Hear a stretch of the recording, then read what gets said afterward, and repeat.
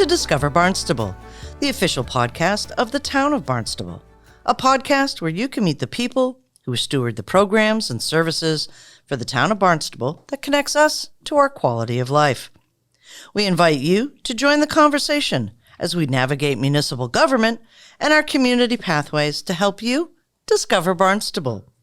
I'm Paula Hersey, and today I am joined with our guest, Peter Bertling, Parking Manager and Community Transportation Coordinator here at the town of Barnstable, as we explore this week's topic of discussion, getting around town by car, by bike, and by foot. Peter, welcome. I'm going to kind of tell folks a little bit about you, and then we'll get started. This is a pretty great conversation as we head into our next season. Yes. Peter has been the parking program manager since May 2022 and previously worked at Cape Cod Hospital as the security manager. He lives in Centerville with his wife of 21 years and 3 children. He is a wash ashore, originally from Michigan. However, last year, his daughter traced their heritage back to the Doan family, who came over on the Mayflower and were one of the founding families of Eastham. He doesn't have much spare time as a father of 2 in high school and 2 high school students, one who plays hockey on club teams, so they're in the car a lot from August to March. Welcome, Peter, to the podcast. Thank you for having me. It's a pleasure. This is coming up onto your busy season as we pretty much double, triple, quadruple our population and the folks that come and visit us. So tell us a little bit, describe what the parking management division does and, you know, what kind of lots, beach property, special events, handicap compliance. There's a lot to parking management. It's not just a parking space on South Street. Give us a synopsis of what you do. So parking management, it's a combination of education and enforcement. In terms of the enforcement, yes, we do enforce the paid parking down at Bismore Park, over on Ocean Street. We enforce the time limits on Main Street and in the town lots. County property, we go over to the county courthouse and we enforce the handicap parking and fire lanes over there. We also patrol the state-run commuter lot at Exit 6 to make sure that, things are kind of in order there. People aren't parking all over the grass, things like that. We issue citations for that. Recently, back in the fall, we started enforcing inspection stickers. The laws changed November 1st, so you can no longer stretch your sticker months and years as some people have in the past. Now the state is going to make you pay for previous years that you didn't have a sticker, and they are only going to allow you to get a sticker that is good until the month of which you should have renewed.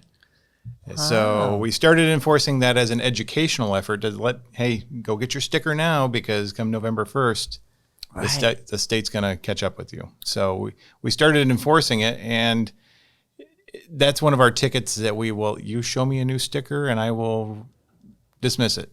But we actually have a lot of people who will actually rather pay that ticket. Right. I always say to them, are you sure you don't want to appeal this? No, I just want to pay it because otherwise I'm going to have to pay. I had one gentleman come in yesterday. He had to pay $3,000 to get his car compliant enough to get an actual inspection sticker. My goodness. So he said, I'm just going to pay the $50 now and worry about it later. So we do that kind of thing. We, like you said, handicap parking. We issue handicap citations for everything. If you are parked without a placard, you're going to get a $100 ticket. If you are parked in that crosshatch, a lot of people don't know what the crosshatch is. It's that stripe zone in between the handicap lanes, which are spaces, which is supposed to be meant for an access aisle for wheelchairs or ramps, things like that. So we issue $100 tickets for that. We also, half of our revenue that is generated from the handicap tickets goes to the Disability Commission for the town. Oh, interesting. And they use that money for whatever funding they need. There's nothing that says they can't spend it on whatever they want. They previously used it for porta potties at the beaches, accessible ones. This year, they're working with DPW to get, permanent facilities for handicap access as opposed to seasonal facilities. So they'll find something for that money otherwise. But I monthly, we send over a report to Tammy Cunningham. She's the town's ADA liaison, and we send it over to Paul Logan, the chairman of the Disability Commission. They're always very happy with what we've collected for them. So that's a lot of what we do. Like I said, the Bismore Park area in the summertime with the tourists, it's a busy area. I never realized before I took this role how much parking plays in our economy. Sure. And trying to keep tourists wanting to come back to Hyannis and spend their money so that year-round residents can benefit from it year-round. Right.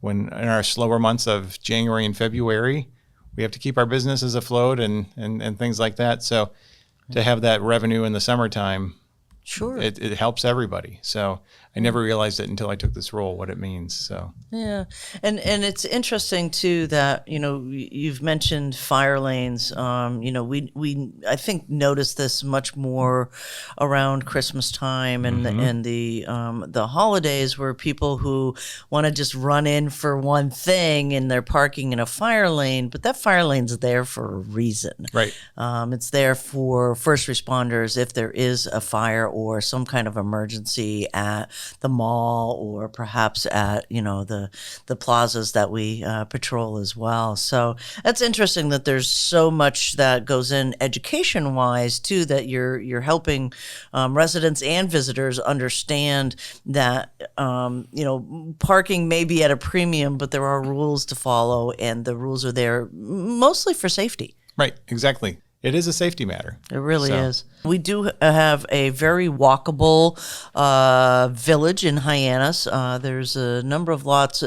Some are free, some are paid. Walk us through how we get to those and where they're located. So our free lots are the ones on North Street behind the 400 block where Puritan, that whole area is free. Even though the town only owns three parcels of that entire parking lot, it's also the business owners. But they don't want to charge for the parking because we want people to be able to come to the downtown area to spend the money at Puritan, at Alberto's, at wherever. So we do give them free parking there. It is a 6-hour limit, though. Yep. We also have free parking in the South Street lot, which was formerly known as the Red Cross lot. The town actually owns that, not the Red Cross. There's a kind of a belief that the Red Cross actually owns it, but the town owns it. Right now, during the school year, we utilize it for students at the Sturgis Charter School. The school pays us parking permit fees for their students, and so they utilize it during the day, but on the weekends and in the evenings, it's open to the public. Okay. Again, 6-hour parking maximum. Yep. Town Hall lot is the same way. It's free, but it's 6-hour maximum. And then our paid parking lots are Ocean Street, and down at Bismore Park. So everywhere from Spanky's all the way down to the High Line on the water there is owned by the town, but it's paid to park. Right. During the off season, like right now until May 1st, it's $1 an hour with the 12-hour maximum. Mm-hmm. During the summer, it is $3 an hour for the first 2 hours, and then $2 an hour after that for up to 6 hours. So $16 total to park down there for 6 hours. One last lot that I forget about, 249 North Street, across from the Volvo dealership where the old Social Security office is. The town owns that. There's always ample parking down there.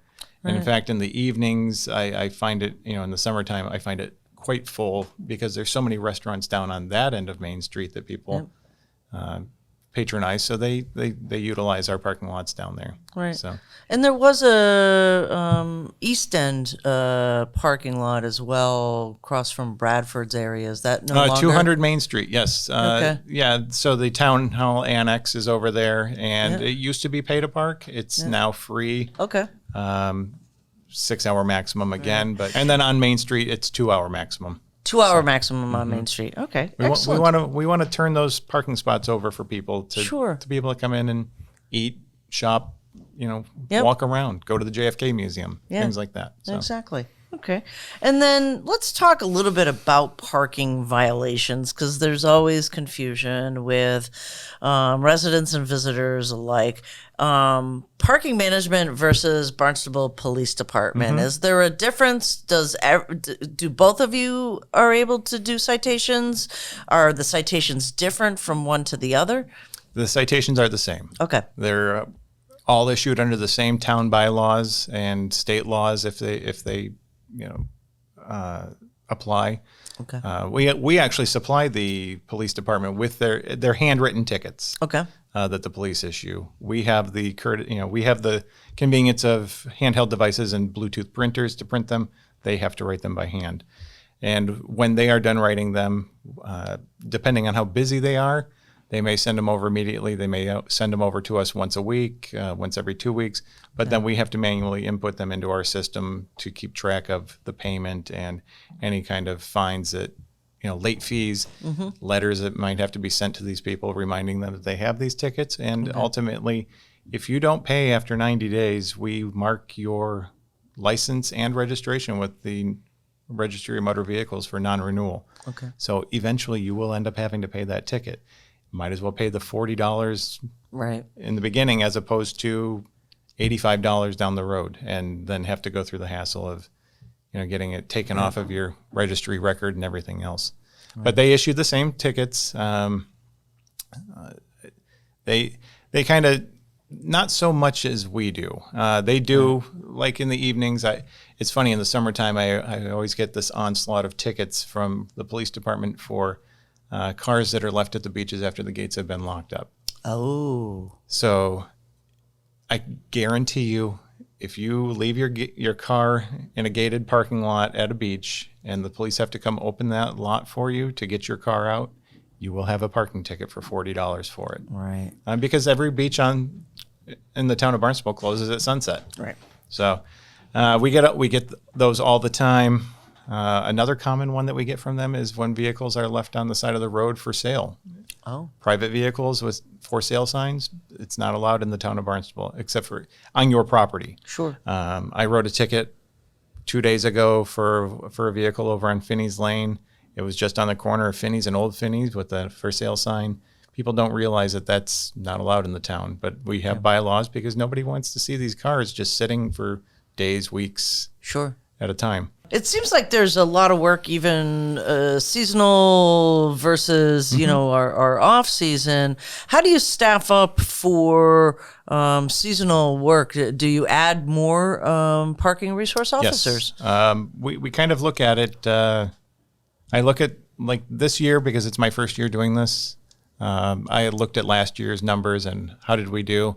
And then I put in a requisition to my boss, Elizabeth Jenkins, for how many people I'd like to hire for the season. Okay. I believe right now we have posted for, I think, 4 seasonal positions. I'm hoping to fill all 4 of those. It didn't happen last year, unfortunately. So we didn't have as much. We were out on the road 7 days a week, but I was taking help that was available to me. So if you told me that you only wanted to do so many hours, I'd rather have you for those hours than not have you at all. Correct. So I allowed that. Right. I'd love to have somebody out from 7 a.m. to 7 p.m. or even later if I had the right staff for it. Myself and my admin assistant, who is also my lead parking resource officer, she, our budget is kind of broken up to pay her year round. So her and I are the only 2 full-time fixtures around the office or out on the road. And then the rest of my staff are all seasonal. I have, right now I have 2 excellent parking resource officers.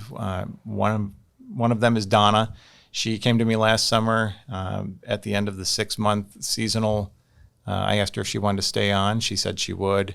So I've had her since last May. And then right now I also have a young man named Trevor who graduated college kind of looking for something to do before he gets his real adult job. But he's enjoying this. And he actually is not from the Cape. His grandparents live down here. He has family down here. He's actually from Bolton. So he might go home, after today's his day off. So he might be home in Bolton right now, but he'll be back for Friday. And then I'll have seasonal. I'll try to get a few more seasonal people for the summer to patrol the beaches. And, it gets so busy. I mean, it's amazing how many miles we put on our cars every day driving around doing this enforcement. Yeah. And then also I run Bismore Park. So I staff the Welcome Center down there. And last year was the first year that they started issuing citations rather than me sending parking resource officers down. We allowed them to start doing so. They're there all the time. Right. So, or at least, for the season. They'll open up April 27th this year. We open to coincide with Daffodil Weekend on Nantucket. And we'll have them into October, and they'll go out and they help people to pay the kiosks. We have a number of ways for people to pay. The greeters will make change for them because we don't take dollar bills. The salt air and humidity don't like them. So we have coin acceptors. We have they can use credit or debit. We have a mobile app option, and we have like square readers that the greeters can use to help if there's a line at the kiosk. They'll say, hey, I can scan your card over here and get you on your way, to go to the boat, go to the Black Cat, wherever. So we've got some parking lots paid, free. There seems to be beaches in every town. What are some of your best tips to help residents and visitors find parking in the town of Barnstable? Tips for finding parking. Well, actually, we just started installing new signage last week. Our Planning and Development Assistant Director, Kate Maldonado, worked with one of our local sign companies with renderings of something to set our signage apart from everything else. There's so much signage everywhere. So she worked with them to come up with a sign that they would see as they're driving down Main Street well ahead of time. So our new signs they're white with light blue banner or header and footer, I guess. I'm not sure what you'd call them. And the name of the parking lot right in the middle. And then down in that bottom footer area will say whether it's a pay to park lot or if there's a time limit, or like if you were to come down Main Street, you'll see it says Town Hall lot. It'll say restrooms or comfort station. Okay. We want people to know that there's a bathroom around or that there's pay to park. So that has started. So there's plenty of signage around town. Follow the posted signage. Every driver has to follow the posted signage because they are for rules and regulations. So parking signage, it's the same way. So just follow the rules. Follow the rules. It's easy. It is easy, and there is quite a bit of parking here, paid or free. Absolutely. So if you're headed here for dinner, or if you're headed out to the beach, make sure you get your beach sticker now. Don't wait until there might be a challenge with, trying to find a spot and you don't have a sticker. So Memorial Day weekend, right? I know John Gleason and his staff over at Recreation send them out in early January. I waited a little longer this year, but I did submit my application. I'm just waiting for it. Right. I know I spoke with John 2 weeks ago, and they had 20% more applications this year than the same time last year. Right. So I think if I remember correctly, John said they process about 24,000 applications a year for beach stickers. Yep. So waiting for Memorial Day weekend, and they don't do the walk-in anymore. You have to do it online or mail it in. So don't hesitate. Do it now. Do it now, right? Exactly. Anything I didn't ask that you want our listeners to know?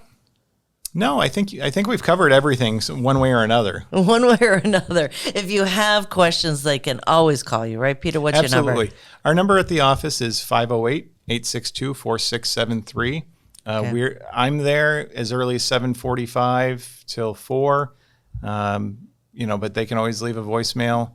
If you have a parking issue, they can always call the police department. They have our schedule. So if it's on the weekend and nobody's in our office, the police can get a hold of us. They can always call me, and I will find the parking resource officer. Or like I've said, I'll go do it myself. Okay, are you ready for your rapid fire questions? I am. Okay, so what's your favorite time of the day? My favorite time of the day is the morning. I'm a morning person. I enjoy my coffee. I enjoy catching up on my emails, my news, whatever. My family all sleep in. So I get a couple hours to myself on the weekends before they all wake up, and I enjoy that, especially in the summertime, just sitting on my back deck, drinking my coffee, doing whatever. So. Excellent. Excellent. And what was your first concert? This is my favorite question. It's just amazing to see what people, as teenage years kind of unfold what they were listening to. Well, are we talking about the first concert that I recall that I was taken to by my parents, or are we talking about the first one I chose? How about the first one you chose? That would be Pink Floyd, the Division Bell Tour in 1994 at the Pontiac Silverdome in Michigan. So, nice. Yep. My parents literally dropped me off, and then I had to find my way to a payphone back then to call them when the concert was over. That's a cool concert, Peter. Yeah. And what is your favorite place in Barnstable? My favorite place in Barnstable, I would have to say, is out on the Sandbar at Sandy Neck. Right. My father-in-law has a boat. We try to make it out there every weekend when the weather allows. We've gone out in October. When the weather is nice and sunny and not too cool yet. And it's just a great time to catch up with people that I run into people all the time out there who I haven't seen in a while, and they're all just kind of doing the same thing. Right. We'll try to get out there for low tide and stay there until the high tide. And aside from that, I'd have to say Sandy Neck, the ORV trail, but I just enjoy it. That's fantastic. I think if we had to take a poll, at least 40% of, maybe higher than that, 50% of our podcast guests have chosen Sandy Neck as their favorite spot. It's a gem. It really is. And coming from Michigan, I was used to having lakes. It has over 10,000 lakes. I know Minnesota is the land of 10,000. We have over 10,000 in Michigan, and I would just enjoy being near the water, just dipping my toes in or swimming, things like that. So, fantastic. Well, thanks for joining us today. Thanks for our listeners for spending time with us and listening to Discover Barnstable, the official podcast of the town of Barnstable. We hope you found a new understanding of how your municipal government works to protect, engage, and enact for you and our community. Be sure to drop us a line at podcast@town.barnstable.ma.us and let us know what you would like to learn next. Till next time, go discover Barnstable.